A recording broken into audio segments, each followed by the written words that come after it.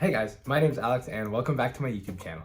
So for my freshman fall quarter at Stanford, I took a small seminar class called The Meaning of Life, Religious, Philosophical, and Aesthetic Perspectives. For starters, my class was taught by a professor named Thomas Sheehan, and just cool side note, if you look him up on Google, it literally calls him Thomas Sheehan, an American philosopher, which I think is just like really cool. Anyways, one day Sheehan brought up in class the story of the Grand Inquisitor from the Brothers Karamazov by Dostoevsky. I'm sorry if I'm totally butchering that, but that is how I've always been told to pronounce it. As a quick summary, The Grand Inquisitor is a short poem from the Brothers Karamazov that revolves around the Grand Inquisitor and Jesus. So the Grand Inquisitor is burning heretics at the stake for not being Christian and whatnot. And Jesus basically comes and saves these heretics from the Grand Inquisitor. And the Grand Inquisitor becomes furious at Jesus for doing that. And so he throws Jesus in jail and he confronts Jesus in jail. And he has this long, logical tirade about how Jesus is to blame for all of human suffering because Jesus had the ability to show everyone in the world that God was real and that Jesus was the Son of God or whatever. And Jesus valuing human freedom so much is what is causing all of human suffering. The Grand Inquisitor believes that we need to be led like cattle to happiness and that we would be happier if people told us exactly what we needed to do and what we needed to believe in. And he thinks that Jesus had this ability and that he should have just shown the world that he was the king and made everyone follow him. So he blames Jesus for basically giving us the freedom to choose to defy God's will or to not be Christian. And he tells Jesus that we would all be so much happier if we had just been forced to follow Jesus's will. And so believing this, the Grand Inquisitor has kind of assumed the role of controlling people's lives in order to lead them to happiness, right? In response to this entire logical tirade, Jesus kisses the Grand Inquisitor on the lips. And that's the end of the poem. I didn't explain that perfectly, and honestly, it's kind of short, and it's online for free, and so I will link something down in the description for you to go read it, and I do strongly recommend that you read it yourself. Anyways, if that story doesn't blow your mind, it's probably because you weren't thinking the same way I was when I took that class in the first place. So in order to understand how this so drastically changed my mind, you really have to understand what I thought coming into my freshman fall quarter of Stanford. So last year, I took a gap year, and I spent a lot of it reading different books and listening to different podcasts and spending a lot of time just trying to figure out how I thought that I should live my life. I've read books about psychology, philosophy, and religion, and I've closely analyzed some of my favorite pieces of literature or anime. I had found and gotten comfortable with a lot of the answers that I had found for the questions that I deemed to be the most important, right? Questions like, what is the meaning of life? What do we do if there is no meaning in life? What is the nature of fulfillment? What is the role that friendship and connections play in our lives? And I didn't just come up with these answers randomly by myself. I put a lot of effort and thought into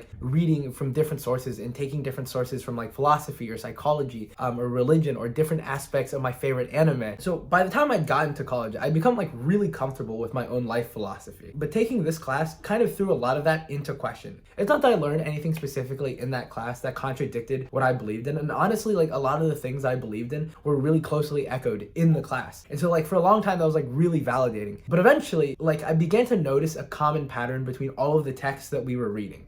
As we were reading these texts by people that we kind of venerate as people who experience the most intensely fulfilling or deeply satisfying lives, they all had this similar idea that intellect was never going to lead you to the path that you wanted. And eventually I realized that I could never know what the right answer is to how we should live our lives. And I think for some people that sounds obvious, oh, obviously there's no right way to live. But I just disagree with that kind of. We know for a fact that there's a lot of evidence that certain things genuinely improve our quality of life. We have a lot of scientific and psychological evidence that shows that deep and healthy relationships, meditation, and physical activity all contribute to the quality of a person's life. And that's kind of the approach I'd taken to try to construct my life philosophy. I wanted to look at the general patterns and how people in the past had lived good lives, and I wanted to learn from them. And this is just to defend the people who are oh my god, everything is completely subjective. Even if there is no definitive answer as to how we should live our lives objectively, that doesn't mean that there's no point in trying to gain a better understanding of how you should live. Not everything is just some completely subjective experience that only uniquely applies to you. At the end of the day, we're still all fundamentally human, and we want a lot of the same things, and a lot of the same things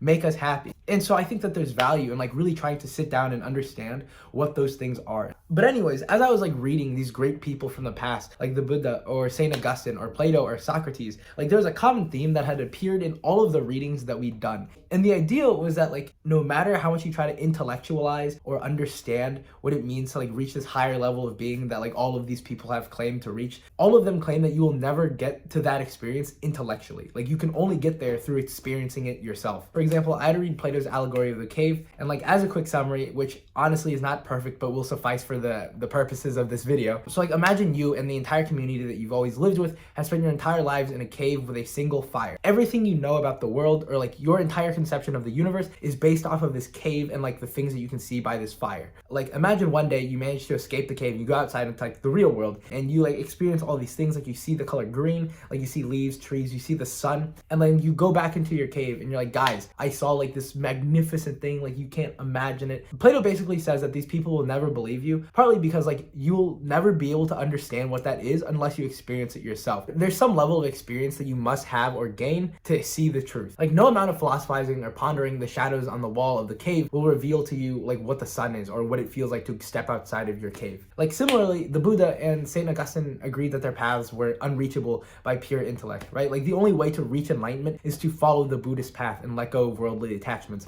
And the only way to like experience that unity and closeness with God is to like completely submit yourself to God, right? And like you could spend your entire lives doing both of those things and you might not be right, and you might never know whether or not you're actually right. And like that sucks. The problem is that the validity of these paths can only be explained by experiencing them yourself. There's always the possibility that like even if you throw your entire life into it, you won't experience like this peak human sensation that others claim that they have. As a person who really cares about understanding how we should live, I think it makes total sense that this would just like really frustrate me. And it just made all of like my old endeavors feel kind of pointless and worthless. I took a lot of pride in the fact that I tried to create a belief system that was like logical and relied on like current scientific evidence of psychology or philosophy. I kind of realized that experience was a fundamental currency of choosing a belief system. So what did my efforts mean if I couldn't compare my like belief system to another, if like all of the belief systems reject the ability of logic to validate a belief system? I don't know if that made any sense, but it made sense to me. And so here is the moment where like my entire world got shifted. So one day we were having class outside and I expressed these frustrations to my professor. And he like, I remember him kind of just like shrugging and being like, you know, maybe like all of these experiences that these people had that were like the peak sensation of the human experience or whatever, maybe like they were so ineffable, like the experiences were so great that they also just didn't know how to describe them into words. And that just like really struck a chord with me. What if like humans are all capable of experiencing like this divine moment? Like we all share like the innate capability to experience like this peak level of human sensation.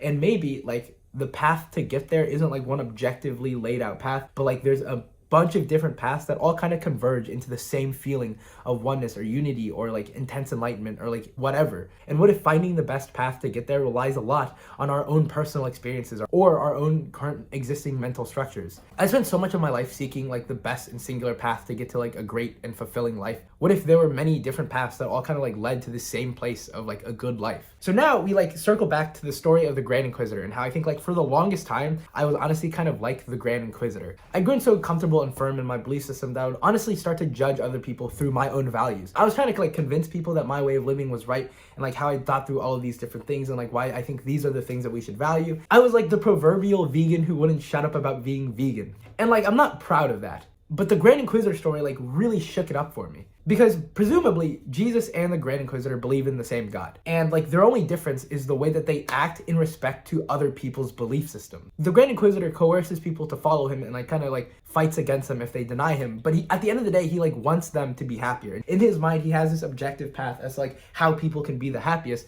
And he wants to kind of like enforce that upon other people in order for them to be happy. And it like stems from this fact that he thinks he objectively knows what is the right path towards salvation. And Jesus, on the other hand, chooses freedom and love, and this is symbolized by his kiss. And so this made me ask myself, like, do I choose to believe that my path is like the objective truth, and do I seek to like judge others based off of my beliefs, or do we respect the path of other people to choose their own freedom and love them, irregardless of our different views? And after like a lot of time spent reflecting on my first fall quarter at Stanford, I kind of like realized that there's like a million different belief systems out there, and they all kind of promise the same thing, like the cessation of suffering, heaven on earth. But there's no way to know which one of these belief systems is objectively true. All of the most interesting and biggest questions we have will probably not be answered definitively, especially by you, because the brightest minds throughout all of history have spent their entire lives trying to answer these questions, and you've probably read like a 30-page book the night before it was due. But I think it's okay that you won't reach many universal answers. I don't think you need to.